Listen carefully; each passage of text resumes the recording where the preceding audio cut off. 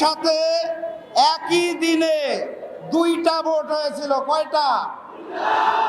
একটা সংসদ গঠনের জন্য, আরেকটা সংস্কার পরিষদ গঠনের জন্য। একই দিনের একটা ভোটের শপথ তারা নিয়ে বলেছে হালাল, আরেকটা শপথ না নিয়ে ম্যানেজ ভোটে জয়ী হয়ে বলতে চায় হারাম। একই দিনে এক ভোট যদি হালাল হয় তাহলে আরেকটা হারাম হতে পারে না।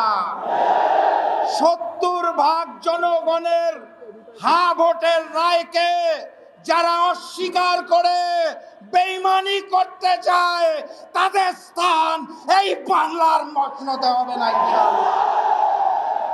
যাই বলা হয় তারা একটা শব্দ শুনিয়ে দেয়, কি সেটা? সংবিধান।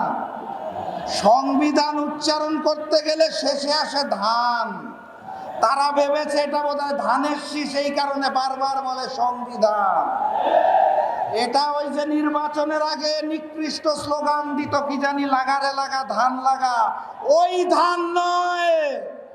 এটা ৭২-এর মুজিববাদী সংবিধান, যা পরবর্তীতে শেখ হাসিনার সংবিধানে রূপান্তর হয়েছে। সেই সংবিধানকে তারেক বাদের সংবিধান আমরা হতে দেব না। অতএব কথাবার্তা পরিষ্কার, গণভোটের রায়কে সম্মান জানিয়ে বাস্তবায়ন করুন, না হলে যেই আন্দোলন করে তোলা হবে মসনদ থাকবে না ইনশাআল্লাহ। বিজয়ের পথে যাত্রা শুরু, জীবন অথবা মৃত্যু। আসসালামু আলাইকুম।